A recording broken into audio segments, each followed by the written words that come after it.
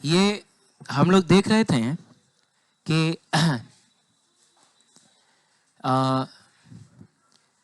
देख रहे थे कि कभी कभी ऐसा होता है कि जैसे मान लीजिए कि दो कोयल्स हैं। क्या है बताइए?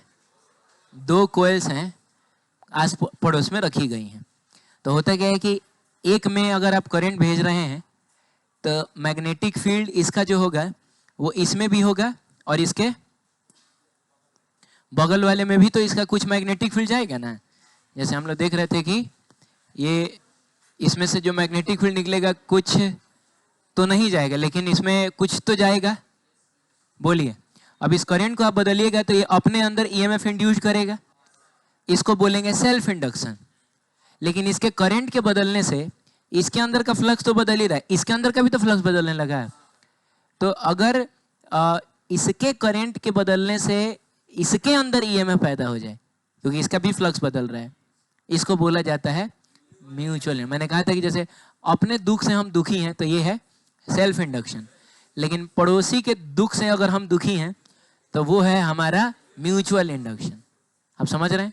ऐसा होता है। फिर हमने देखा था कि इस केस में जैसे जो φ2 होगा, माने इसमें का जो फ्लक्स होगा, बोलो बाबू, वो एक्चुअली इसके करंट पर φ2 ना है ये, हाँ, इसके करंट पर डिपेंड करेगा। और उसके लिए हमने देखा था कि φ2 इज इक्वल टू होता है m इंटू क्या I1। Similarly φ1 is equal to क्या होगा? m इंटू I2 होगा। याद करिएगा, खुद का करंट और खुद का फ्लक्स अगर आप ले रहे हैं तो यहाँ क्या आता है? L आएगा। फाई बराबर LI। कब? जिसका करंट उसी का फ्लक्स। लेकिन पड़ोसी का करंट और अगर हम अपना फ्लक्स देख रहे हैं तो फिर हमको M यूज करना पड़ेगा। ईएमएफ भी हमने देखा था, तो अगर हमको इसमें का ईएमएफ चाहिए तो -MdI1/dt। बोलो बाबू, जिसका करंट उसी का अगर हम ईएमएफ देख रहे होते तो यहाँ आता L -LdI/dt। लेकिन करंट किसी और का, ईएमएफ किसी और में अगर हम देख रहे हैं तो हमको यूज करना होगा M। सही है? तो ये बात है। और सिमिलरली अगर हमको E1 देखना है तो क्या करेंगे? -MdI2/dt। ठीक है? तो हम लोगों को डेरिवेशन करना था शायद।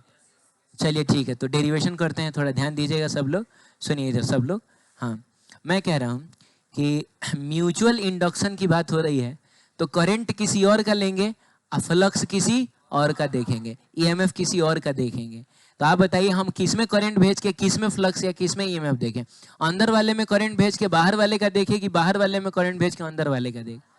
अच्छा, पहले तो कुछ टर्म से डिफाइन कर लिए जाए, जिसमें L इन दोनों कोयल्स का लेंथ है।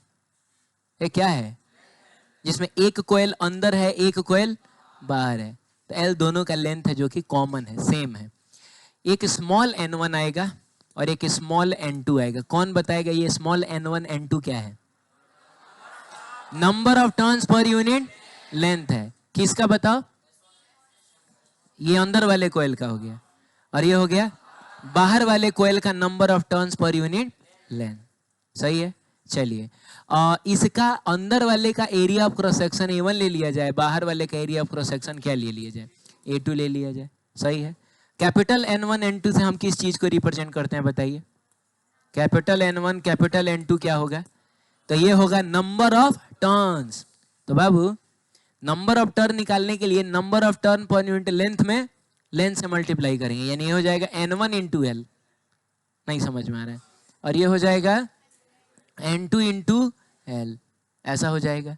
ठीक है, अब आइए देखते हैं। हाँ, EMF, सॉरी, क्या?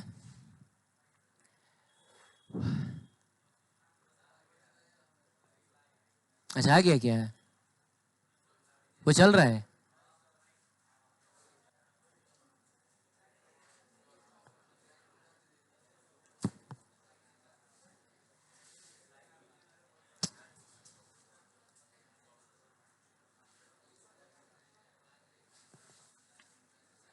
अच्छा चलो, देखो सुनो बाबू, किसमें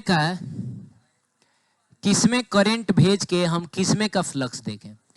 अंदर वाले में करंट भेज के बाहर वाले का फ्लक्स देखें कि बाहर वाले में करंट भेज के अंदर वाले का लगे? एक काम करते हैं, हम दोनों कर लेते हैं, क्या दिक्कत है? हाँ दोनों अंदर करंट भेजते हैं हम, इसमें करंट भेजते हैं I1। अब फ्लक्स देखेंगे बाहर वाले का। तो पहले तो ये बताओ कि करंट अगर अंदर वाले में है तो इसकी वजह से जो मैग्नेटिक फील्ड होगा वो कहाँ होगा? मैग्नेटिक फील्ड तो बस इतने ही दूर में ना होगा। अरे समझ में आ रहा है? क्यों? क्योंकि सोलेनोइड की वजह से जो मैग्नेटिक फील्ड होता है वो बस सोलेनोइड के अंदर होता है, वो बाहर नहीं होता है। सही है। फ्लक्स लेकिन हमको बाहर वाले का देखना है।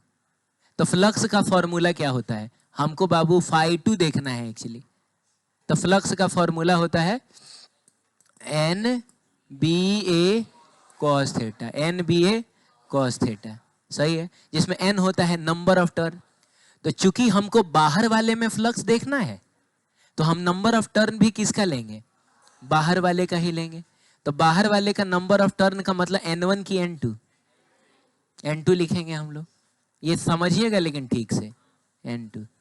B किसका? तो उस लूप में या उस कोयल में जो मैग्नेटिक फील्ड है वही वाला मैग्नेटिक फील्ड ना लिखोगे। तो मैग्नेटिक फील्ड यही ना है, और ये किसने पैदा किया है?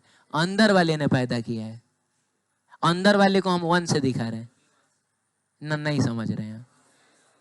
ये जो मैग्नेटिक फील्ड है वो किसने पैदा किया है? बाहर वाले ने कि अंदर वाले ने?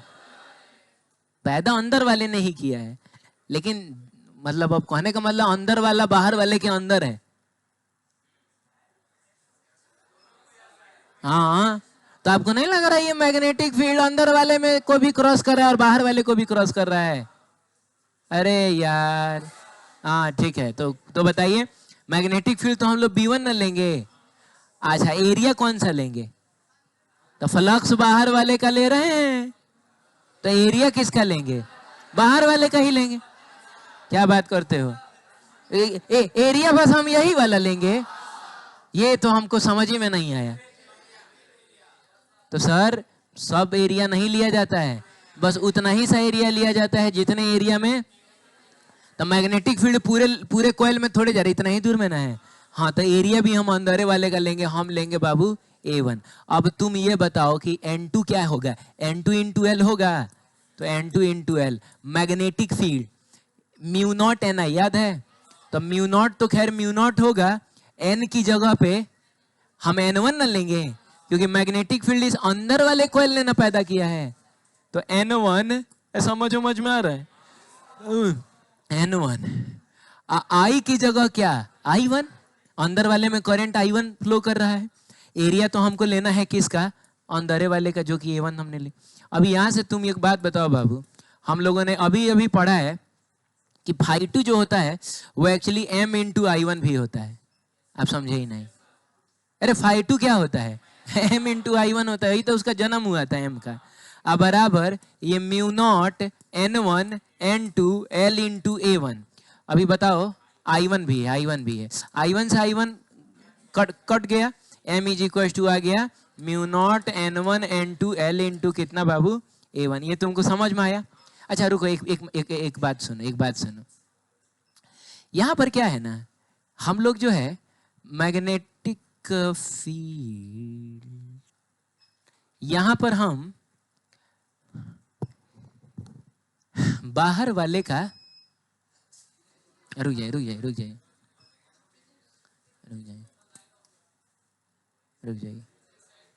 क्या?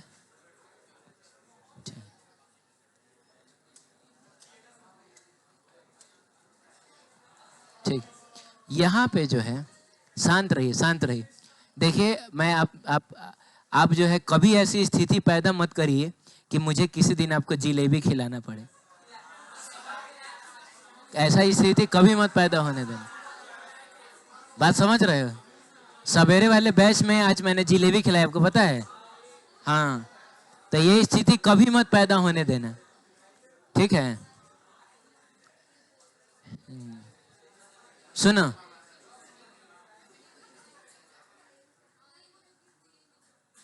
बाबू सुनो, इधर देखो।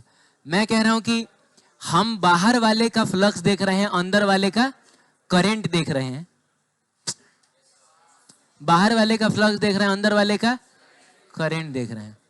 तो इस केस में जो phi 2 है ना, phi 2 जो है वो समथिंग m इंटू I1 होगा। तो इसको ना हम ऐसे लिखते हैं, ऐसा 2 1 लिख देते हैं, माने mutual inductance in coil 2 with respect to coil 1, ऐसे हम लोग लिख देते हैं। माने ये हमको लिखना चाहिए, भले हम शॉर्टकट में मार दिए इधर m, लेकिन ऐसा m हमको लिखना नहीं चाहिए था। हमको लिखना चाहिए था क्या बताइए, एक मिनट रुक जाइए, हमको लिखना चाहिए था M21 M21। अब सुनिए, अब हम उल्टा करते हैं। उल्टा करने का मतलब हुआ कि अब हम इधर निपटा देते हैं, काहे के लिए नया फोटो बनाएंगे। अब हम लोग बाहर वाले में करंट भेज के, क्या बोलते हो, बाहर वाले में, तो बाहर वाले करंट को I2 बोलते हैं, और अंदर वाले में अब की बार हम लोग फ्लक्स देखेंगे। हाँ, अब देखते हैं कि म्यूचुअल इंडक्टेंस कितना आता है। तो बताइए, बाहर वाले में जब आप करंट भेज रहे हैं का मतलब हुआ करंट पूरा एकदम ऐसा ऐसा करके ना जा रहा है, ऐसा ऐसा करके जा रहा है। बोलिए बोलिए, क्या लग रहा है, मैग्नेटिक फील्ड बस इतना ही दूर में होगा? जी नहीं, अब की बार तो मैग्नेटिक फील्ड पूरा एकदम ये सब में होगा, आप समझ रहे हैं? हाँ, लेकिन हमको मैग्नेटिक फ्लक्स देखना किस में है, अंदर वाले में देखना है। तो आइए अंदर वाले के फ्लक्स को phi 1 लिखा जाए, और फ्लक्स का फॉर्मूला होता है NBA cos थीटा, तो 0 डिग्री हो गई, समझ में आ रहा है ना?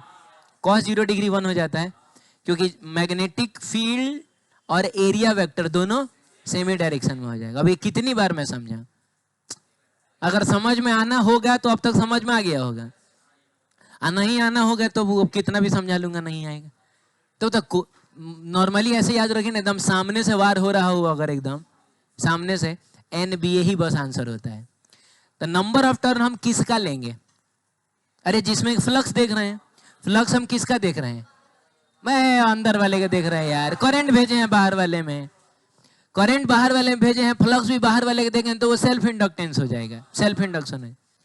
तो करंट भेजे हैं बाहर वाले में, फ्लक्स देख रहे हैं किसका? अंदर वाले का। ये तो नंबर ऑफ टर्न भी अंदर वाले का ना लिखेंगे। हाँ, अब तुम बताओ कि मैग्नेटिक फील्ड किसकी वजह से आ रहा है? बाहर वाले की वजह, तो उसको B2 लिखा जाएगा। और एरिया कौन सा लेंगे? हाँ, तो मैग्नेटिक फील्ड इस पूरे में है, तो एरिया हम ये पूरा नहीं लेंगे। अरे यार, हमको बस इसी में का पता करना है। आपको समझ में आ रहा है? तो हम बस इतना ही एरिया लेंगे। हे भगवान, मैं बताता हूँ मैं कहना क्या चाह रहा हूँ। मान लीजिए कि जैसे जैसे मान लीजिए कि लूप है, अब मैग्नेटिक फील्ड बस इतने ही दूर में, इतने ही दूर में है, तो हम एरिया कौन सा लेंगे? हम ये ले लेंगे, हम ये वाला एरिया छोड़ देंगे। लेकिन बाबू अगर लूप है, अब मैग्नेटिक फील्ड जो है, मैग्नेटिक फील्ड ही पूरे में है, बोलो जल्दी बाबू, इसमें है, इतने दूर में मैग्नेटिक फील्ड, इतने दूर में है, तो हमको इसका फ्लक्स देखना है, तो हम एरिया कौन सा लेंगे? अभी पूरा एरिया थोड़े लेंगे, उससे हमको मतलब ही नहीं है। हम एरिया तो बस इसका ले लेंगे। अरे बोलो, अच्छा एक तुम हमको एक बात बताओ, जस्ट इसके बाद जो है, मान लीजिए कि ये तो खत्म हो जाएगा 1 2 दिन में, कल संडे है, 2 घंटा पढ़ लेंगे तो मंडे तक तो ये खत्म हो जाएगा। तो इसके बाद क्या स्टार्ट होना चाहिए? लाइक वो ठीक है, मैग्नेटिज्म एंड मैटर है, वो तो 4 5 दिन का है, या आप ऑप्टिक्स से स्टार्ट करना चाहते हैं? फॉर अ चेंज, मैंने सीक्वेंस में ही चले हम लोग, आप ये चाहते हैं ना मतलब कुछ लोग ऐसा हो सकता है कि सर अब ये सर अप्रैल से पढ़ रहे हैं ये सब लगातार एकदम, थोड़ा चेंज के लिए रे ऑप्टिक्स शुरू का, ऐसा कोई बोल रहा है क्या?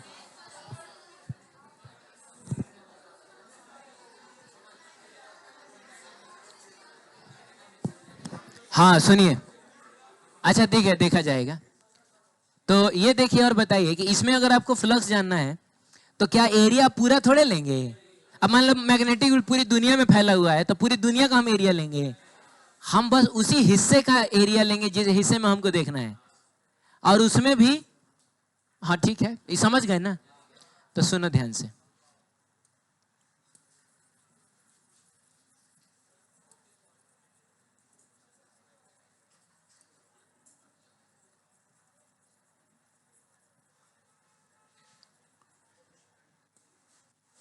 ठीक है, तो हो गया। नंबर ऑफ टर्न तो लेंगे अंदर वाले कॉइल का ही, लेकिन मैग्नेटिक फील्ड बाहर वाले कॉइल ने पैदा किया, इसीलिए उसका मैग्नेटिक फील्ड लेना होगा। लेकिन एरिया हम किसका लेंगे? अंदर, तो एरिया हम A1 ही लेंगे। आप समझ रहे हैं ना, A1 ही लेंगे। अब बताइए N1 की जगह पे हम N1 इंटू एल लिख दें, B2 बाहर वाले कॉइल ने ना पैदा किया है, तो सोलेनोइड के अंदर मैग्नेटिक फील्ड का फॉर्मूला क्या होता है? हाँ बोलिए, म्यू नॉट। क्या बात है, तो म्यू नॉट की जगह म्यू नॉट है, N की जगह N2 न रे भाई, बाहर वाले कॉइल का न लेंगे, और I की जगह I2 लेंगे, और यहां हो जाएगा A1। अब सुनिए, हम जानते हैं कि सिंस φ1 बराबर होगा M into I1, I2 sorry, ऐसा होगा। लेकिन हम किस में इंडक्टेंस देख रहे हैं?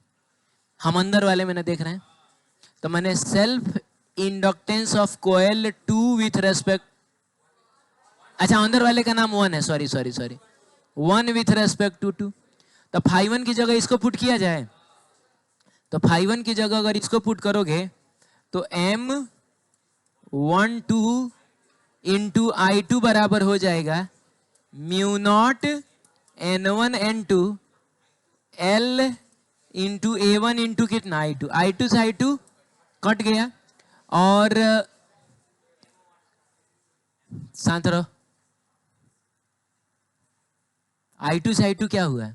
कट गया, और ये M12 कितना आया? Mu naught N1 N2 L into A1। तुम एक बात बताओ, ये M12 और M21 को थोड़ा गौर से देखो और बताओ कि क्या देख के लग रहा है? दोनों एग्जैक्टली हाँ, इसका मतलब हुआ कि M12 और M21 जो होगा एकदम बराबर होगा, और इसीलिए हम उसको खाली क्या कह देते हैं? M कह देते हैं। वो या मतलब ये भी समझना जरूरी ही था कि फर्क नहीं पड़ता है कि आप अंदर में करंट भेज के बाहर वाले का देख रहे हैं कि बाहर में करंट भेज के, कोई फर्क नहीं पड़ता है। आप इसमें करंट भेज के इसका देख रहे हैं, चाहे इसका करंट भेज के इसमें इसको देख रहे हैं, म्यूचुअल इंडक्टेंस हमेशा सेम ही आता है। ये चीज हमने देखी। बोलो बाबू, चलो ठीक है। तो रहा बात फॉर्मूला याद करने का, तो कल ही हम लोग याद किए थे ना जी। जैसे L क्या आया था? Mu naught N square LA आया था, तो M क्या आया है? म्यू नॉट, N स्क्वायर की जगह N1 N2 हो जाएगा, बाकी ये L। एरिया कौन सा लिया जाएगा? नॉट छोटा वाला बट अंदर वाला, हाँ ठीक है चलेगा, अंदर वाला लिया जाएगा। हाँ अगर दोनों का एरिया भी सेम है तो फिर कॉमन एरिया ले ले।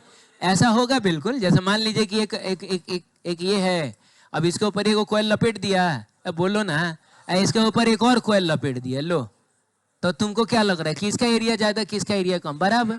तो उस केस में जो कॉमन एरिया होगा वो ले लेंगे हम। अब बात समझ रहे हैं? ठीक है। उसके अलावा तो ये सब तो हमने कल देखा था कि वही बात है, ये किन किन बातों पर डिपेंड करता है, किन किन बातों पर डिपेंड करता है? हाँ, तो रिलेटिव क्लोजनेस पर डिपेंड करता है।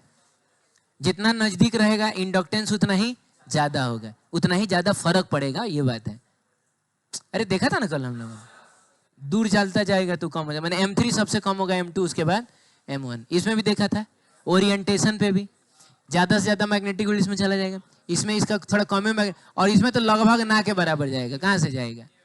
तो कोई इंडक्ट मतलब इसके करंट के बदलने से इस पर असर फिलहाल नहीं पड़ेगा। आप समझ रहे हैं? ऐसा। अगर मान लीजिए दोनों में करंट फ्लो कर रहा है, दोनों का करंट बदल रहा है, अब लो, हाँ, तो इसमें कितना ईएमएफ पैदा होगा और इसमें कितना ईएमएफ पैदा होगा? तो बाबू इसमें जो ईएमएफ पैदा होगा वो अपने करंट की वजह से भी होगा, अब बगल वाले के करंट की वजह से भी होगा। तो अपने करंट की वजह से जो होगा वो होगा सेल्फ इंडक्शन की वजह से, मतलब सेल्फ इंडक्टेंस वहां रोल में आएगा। और पड़ोसी की वजह से अगर ईएमएफ इंड्यूस करें तो हम दोनों को जोड़ देंगे और क्या करेंगे? तो अपनी वजह से जो होगा वो होगा -L1, हम इसकी बात कर रहे हैं, L1 dI1/dt। समझ में आया क्या? और पड़ोसी की वजह से होगा अगर तो M, हाँ, और dI2/dt। समझ में आया क्या? और E2 अगर आप लिखिएगा तो क्या लिखिएगा? माने इसमें कितना ईएमएफ इंड्यूस होगा? तो कुछ अपनी वजह से होगा, कुछ पड़ोसी की वजह से होगा। तो अपनी वजह से जो होगा वो क्या होगा? L2di2/dt, देख रहे हो, जिसका करंट उसी का ईएमएफ तो L आता है। लेकिन अगर हम लोग इसकी वजह से देखें तो -m di1 बाई, जिसका करंट उसके पड़ोसी का ईएमएफ देख रहे हैं तो क्या आता है, m आता है। सही है। हालांकि इस कॉम्प्लिकेशन में तुमको कभी ले नहीं जाएगा, लेकिन फिर भी जानकारी के लिए देख लीजिए, लिखा हुआ होगा।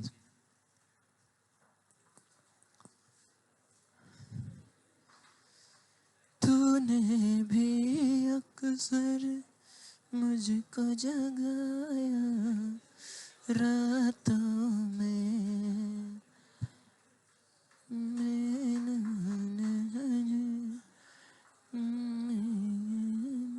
हो गया। What do you mean by mutual induction? बता देंगे, अरे बता देंगे। किसी नेबरिंग कोयल के करंट के चेंज की वजह से अगर कोई कोयल अपने अंदर या ऐसे नहीं, किसी नेबरिंग कोयल के करंट के चेंज को अपोज करने के लिए, अरे बोलो ना, कोई कोयल अगर अपने अंदर ईएमएफ इंड्यूस कर लेता है तो इस प्रोसेस को बोला जाता है म्यूचुअल इंडक्शन। अब इसको अंग्रेजी में हम लोग लिख देंगे। गुड, ठीक है। ये देखिएगा, AIEEE 2003, 2 coils are placed close to each other, 2 coils को एक दूसरे के करीब रखा गया है।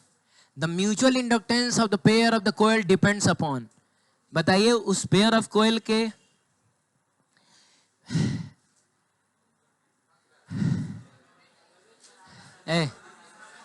अच्छा छोड़ देते, उस पेयर ऑफ कोयल के, उस पेयर ऑफ कोयल का जो म्यूचुअल इंडक्टेंस है वो किस पर डिपेंड करेगा, the rate at which current are changing in 2 coil. ये सब पर डिपेंड नहीं करता है, फिजिकल डायमेंशंस पर depend, relative point and orientation of 2 coils. हाँ, रिलेटिव क्लोजनेस ना, अच्छा है, ओरिएंट इस पर डिपेंड करता है। Material of the wire of the coil, नहीं, एक मिनट रुकिए ना, ये मटेरियल पे डिपेंड करता है, लेकिन वायर के मटेरियल पे थोड़ा डिपेंड करेगा, ये डिपेंड करेगा, हाँ, ये अंदर में कौन सा मटेरियल है, तार किससे बना है इस पर डिपेंड नहीं करेगा। तार कॉपर का बना हो, एल्यूमिनियम का बना हो, उस पर डिपेंड नहीं करेगा, क्योंकि फॉर्मूले में आप खुद ही देखिए, फॉर्मूला म्यूचुअल इंडक्टेंस का क्या होता है, μ0 N1 N2 L × A, यही ना होता है। तो इसमें μ0 जो है वो तार का परमिएबिलिटी थोड़े है, अंदर के मटेरियल का है, तो ये तो गड़बड़ हो गया, ये नहीं होगा। The current of the coils, इस पर भी ये डिपेंड नहीं करता है, करंट वरेंट पर भी ये डिपेंड नहीं करता है। सही है। चलिए, ये क्या बोलता है, CBSE देख रहे हो, 2 नंबर में 2 क्वेश्चन पूछ लिया। कोयल Q इज क्या, connected to low voltage bulb B। मैंने एक छोटा सा लो वोल्टेज पर भी काम करने वाला बल्ब है, नाम B है। Another coil P as shown in the figure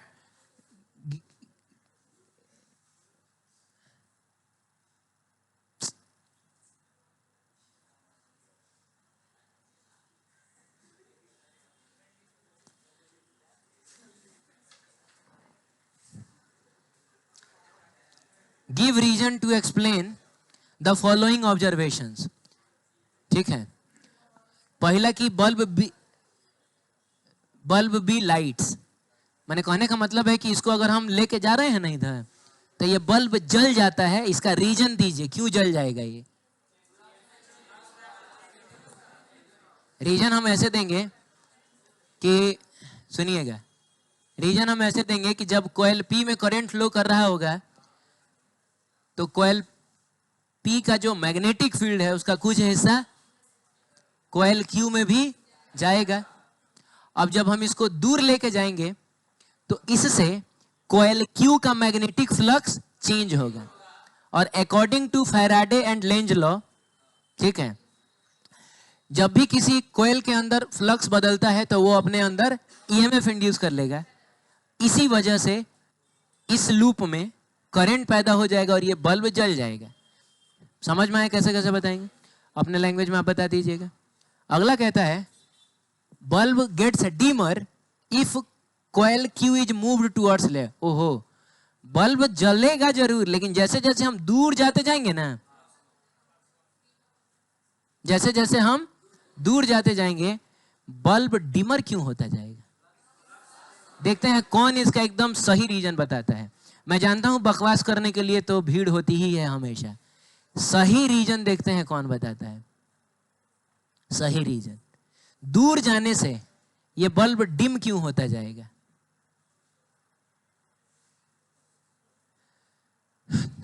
तूने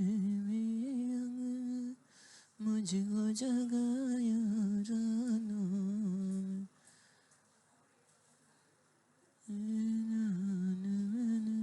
हो गया? हार मान गए? कोई है जो बताएगा सही रीजन? सुनिए एक मिनट, आप ये कह रहे थे कि सर इसके दूर जाने से फ्लक्स बदलेगा, फ्लक्स कम होगा। एकदम कम होगा। अरे तो उसी फ्लक्स कम होने की वजह से ही ना ये बल्बुआ जला था। फ्लक्स कम होगा, ये सेकंड वाले का आंसर नहीं है, ये फर्स्ट वाले का आंसर है। सर फ्लक्स कम होगा इसलिए वो बल्ब जल जाएगा, हो गया, ये आंसर था। लेकिन बल्ब लगातार डिमर क्यों होता जाएगा, ये बताना है। तो सुनिए, हाँ वो लड़का बोलेगा इफेक्टिव एरिया कम होते जा रहा है। यार क्या करते हो तुम लोग? तो सुनो ना, तुम लोग बेसिक डेफिनेशन काहे भूला जाता है? सुनो अब मैं बता देता हूँ। इसमें जो भी ईएमएफ इंड्यूस्ड होगा, जो भी ईएमएफ इंड्यूस्ड होगा माइनस एम डी, चलो ये E2 अगर बोला जाए, कौन बोला है ये अभी?